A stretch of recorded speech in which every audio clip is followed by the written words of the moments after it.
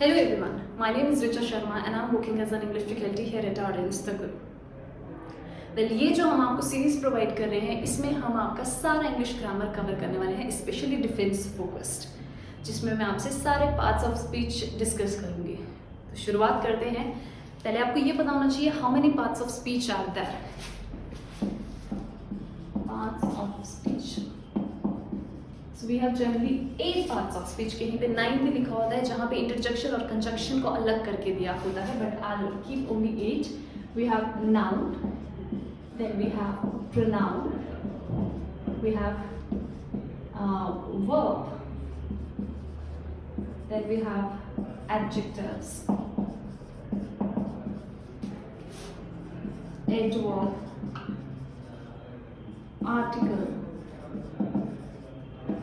preposition, and at the end we have conjunctions and interjections। Okay, तो ये हमारे पास parts of speech रहते हैं। ग्रामर पे कभी भी आपको कमांड बनानी है, इन सब के ऊपर आपकी कमांड बहुत बेहतरीन होनी चाहिए। जब आप इनको बेसिकली एक्चुअली समझेंगे, noun, pronoun, verb, adjective, adverb, ये होता क्या है, ट्रस्ट में आपके लिए बहुत आसान हो जाएगा एरर्स आइडेंटिफाई करना जब आप इसको लॉजिकली समझेंगे। तो आज की क्लास में मैं शुरुआत करूंगी नाउन के साथ।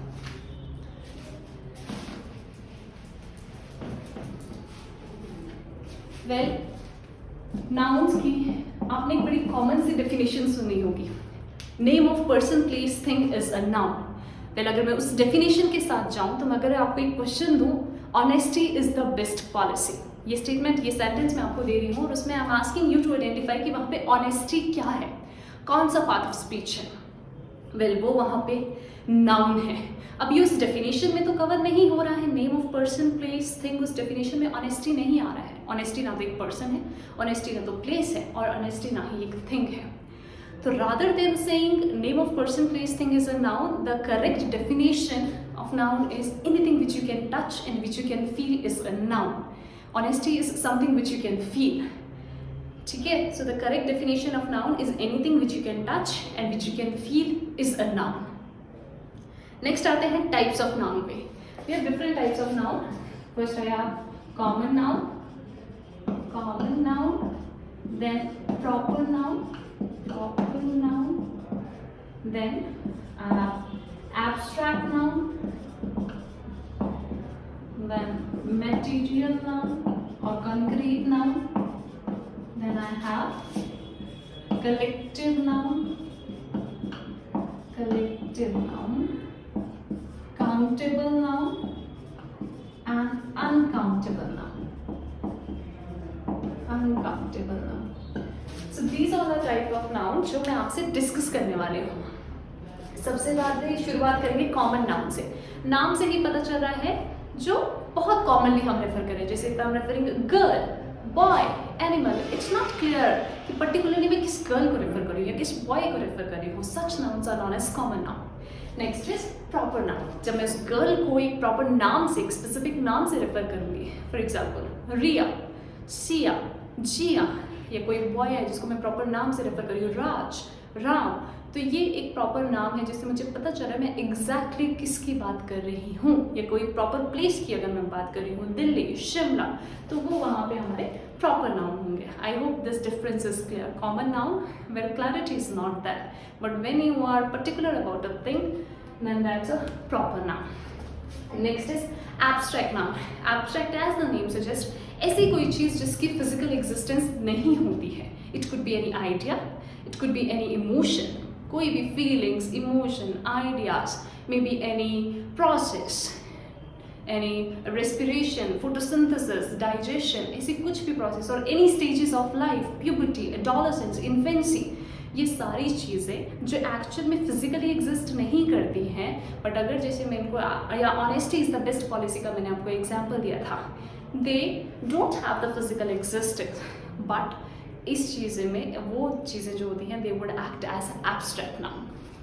एब्स्ट्रैक्ट नाउन के बाद नेक्स्ट आते हैं material noun, opposite of abstract noun. Material noun और कंक्रीट नाउन के नाम से भी जाना जाता है ऐसी कोई भी चीज़ जिसकी एक्चुअली फिजिकल एग्जिस्टेंस है, ठीक है। बीट अ पेन, चेयर, टेबल, बोर्ड, ऐसी कोई भी चीज़ जो फिजिकली एग्जिस्ट कर रही है, वहाँ पे वो चीज़ होगी मटेरियल नाउन और concrete noun. Next we have is collective noun. Collective noun, जब आप बहुत सारी चीज़ों को एक कलेक्टिव फॉर्म में एक वर्ड दे देते हैं, that would act as a collective noun. For example, जैसे मान लीजिए मेरी क्लास में बहुत सारे बच्चे बैठे हैं, उस ग्रुप ऑफ स्टूडेंट्स को एक कलेक्टिव नाउन में रेफर कर देती हूँ क्लास। इस तरीके से बहुत सारे ग्रुप्स के अलग अलग नाम हैं। It will be herd of cattles, muster of peacocks, shoal of fish, pride of lions. So इस तरीके से हम रेफर कर देते हैं कलेक्टिव नाउन में। कलेक्टिव नाउन में आपने याद रखना है, ओके, वो बाद में आते हैं उस चीज़ के ऊपर। उसके लिए मेरे को आपका सब्जेक्ट वर्ब का टॉपिक साथ में लेके चलना पड़ेगा। पहले मैं उसको साथ में ही लेके चलूँगी, वरना उस टॉपिक को जनरली बच्चे अलग कंसीडर करते हैं और नाउन के टॉपिक को अलग कंसीडर करते हैं। बट ट्रस्ट मी, ये दोनों इंटर रिलेटेड हैं। कैसे है वो मैं बस ये चीज़ खत्म करके उसी टॉपिक पे आने वाली हूँ। नेक्स्ट इज काउंटेबल और अनकाउंटेबल नाउन। नाम से ही पता चल रहा है ऐसे कोई भी नाउन जिनको आप काउंट कर सकते हैं। जैसे मान लीजिए मेरे पास 10 पेन होंगे, मैं उनको काउंट कर सकती हूँ। मान लीजिए कक्षा में 10 लड़कियाँ बैठी हैं, मैं उनको काउंट कर सकती हूँ। तो वो नाउन्स होंगे मेरे काउंटेबल नाउन्स। और अनकाउंटेबल नाउन्स को मैं काउंट नहीं कर सकती। जब मैं किसी चीज़ को काउंट नहीं करती हूँ, मैं उसको मेजर करती हूँ, और उसको मेजर करने के लिए there are some specific measuring units. थोड़ा सा काउंटेबल और अनकाउंटेबल नाउन को डिटेल में कर लेते हैं, बिकॉज इसमें से काउंटेबल और अनकाउंटेबल वाले टॉपिक में से डेफिनेटली क्वेश्चन देखा जाता है। तो थोड़ा सा इसकी डिटेलिंग कर लेते हैं। Then I come to that topic, subject verb agreement और नाउन का उसमें क्या रूल है। Countable and uncountable nouns.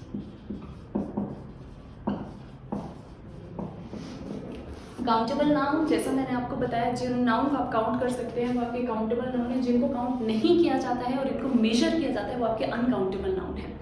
पहली चीज़ जो आपने याद रखनी है, काउंटेबल नाउन के साथ आप डायरेक्टली एस या ई एस लगा सकते हैं। काउंटेबल नाउन जैसे मैंने आपको एग्जाम्पल दिया पेन का, एस या एस लगाने का मतलब क्या है कि अगर मेरे को उसको प्लूरल बनाना है तभी मैं एस या एस लगाऊंगी। तो पेन को अगर मैंने प्लूरल बनाना है तो मैं इसमें डायरेक्टली एस या ई एस लगा सकती हूँ, जो भी ये पिक करेगा अपने साथ। इसी की जगह अगर मैंगो होता तो उसके साथ में कोई ई एस लगाना पड़ता उसको प्लूरल बनाने के लिए, मैंगोस। Is that clear? ये इसका मतलब है। बट अनकाउंटेबल नाउन के साथ मैं कभी भी डायरेक्टली एस या ई एस नहीं लगा सकती हूँ उसको प्लूरल बनाने के लिए। फॉर एग्जाम्पल, अनकाउंटेबल नाउन जैसे मैं उठा लेती हूँ वाटर, एक अनकाउंटेबल नाउन है। अब वाटर्स का मतलब ये नहीं होता है कि बहुत सारा पानी या plural form of water. Waters generally word exist करता है जिसका मतलब होता है वाटर बॉडीज, ठीक है। ये इसके लिए कोई और ये उठा लेते हैं, मे बी फर्नीचर। अब जितना भी ज़्यादा फर्नीचर है आप उसके साथ डायरेक्टली एस या ई एस नहीं लगा सकते हैं। काउंटेबल नाउन तो आप इजीली आइडेंटिफाई कर सकते हैं। अनकाउंटेबल के कुछ एक के नाम मैं आपको बता देती हूँ। वाटर, शुगर, जो भी चीज़ें मेजर करते हैं ये तो सारी आ जाएंगी। उसके अलावा luggage, furniture, scenery, poetry, information, data, ये सारे आपके अनकाउंटेबल नाउन हैं। और मेक श्योर आप इनके साथ कभी भी एस या ई एस डायरेक्टली ना लगाएं। इसका एरर बहुत बार आता है। इंफॉर्मेशन की जगह इंफॉर्मेशंस लिख दिया होगा और वही एरर होगा। डाटा की जगह डाटाज लिख दिया होगा, वही एरर होगा। एडवाइस की जगह एडवाइसेस लिख दिया होगा, वही एरर होगा, ठीक है। अब अगर हम इनमें डायरेक्टली एस या ई एस लगा के इनको प्लूरल नहीं बना सकते हैं तो हम इनको प्लूरल बनाए कैसे? इनकी प्लूरल फॉर्म की तो ज़रूरत डेफिनेटली पड़ती है, ओके। तो इनको प्लूरल बनाने के लिए बहुत अलग अलग तरीके हैं। जैसे एडवाइस मैंने आपसे डिस्कस करा, अगर आपको एडवाइस की प्लूरल फॉर्म डिस्कस करनी है तो वो होगा pieces of advice, okay, not advices, that would be pieces of advice. Similarly furniture का अगर आपने प्लूरल फॉर्म बनाना है it would be kinds of furniture, okay okay. So that's about the first concept. दूसरा जो क्वेश्चन यहाँ से बनता है, एक तो इस टाइप का क्वेश्चन अक्सर यहाँ से पूछा जाता है। सेकेंड टाइप ऑफ क्वेश्चन जो यहाँ से बनता है that would B countable noun के साथ आप हमेशा मैनी लगाते हैं, अगर अनकाउंटेबल के साथ आप हमेशा मच लगाते हैं। खैर आप बोलते भी हैं, पता नहीं आपने नोटिस किया है कि नहीं, how many girls are there in the class. तो जब मैं गर्ल्स पूछ रही हूँ, गर्ल्स एक काउंटेबल नाउन है तो उसके साथ मैं मेनी लगाऊंगी। ऐसे नहीं पूछूंगी how much girls are there in the class. But अगर मैंने पूछना है how much water is there in the bottle, how much sugar do you want. अब शुगर एक अनकाउंटेबल नाउन है। अनकाउंटेबल नाउन की अगर मैंने क्वांटिटी पूछनी है मैं मच के साथ पूछूंगी। Is that clear? इसमें से भी एरर बनता है। तीसरा टाइप जो एरर बनता है, बड़ा कॉमनली एरर बनता है, वो बनता है फ्यू और लिटिल के साथ। अब हमेशा फ्यू यूज करते हैं काउंटेबल नाउन के साथ और लिटिल यूज करते हैं अनकाउंटेबल नाउन के साथ। वेल फ्यू के 3 केसेस होते हैं and same with little. We have few, we have a few and we have the few.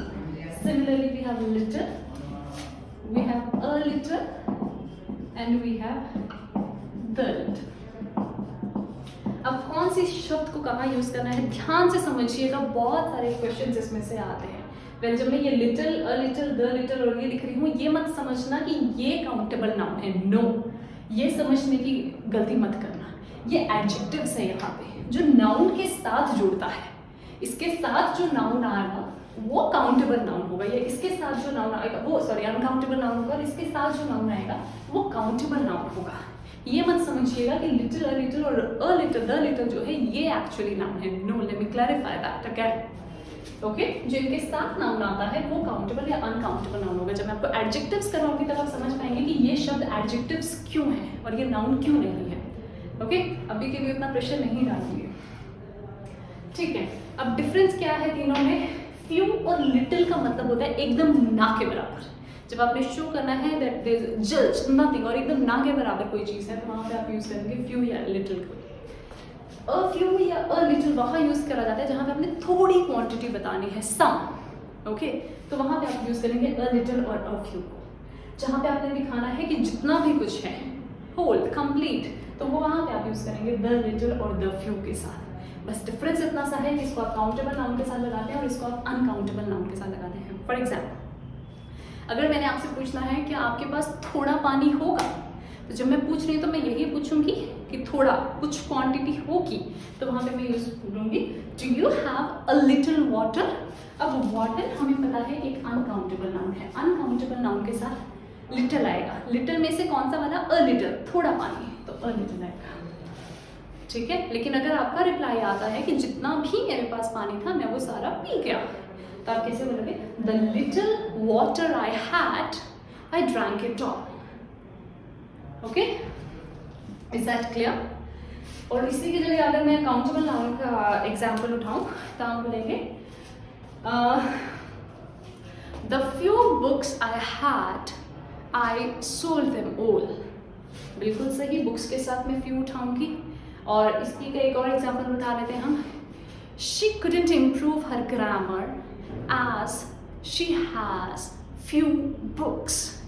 अब मैं बोल रही हूँ लड़की अपना ग्रामर इम्प्रूव क्यों नहीं कर पा रही है जब उसके पास ना के बराबर बुक्स है, मतलब फ्यू बुक्स, एकदम ना के बराबर बुक्स है। ओके, या फिर मैंने ऐसे पूछना है do you have a few notebooks, कि आपके पास कुछ एक नोटबुक्स होंगी, तो जब मैं कुछ बोल रही हूँ तो मैं अ फ्यू बोलूँगी, ठीक है।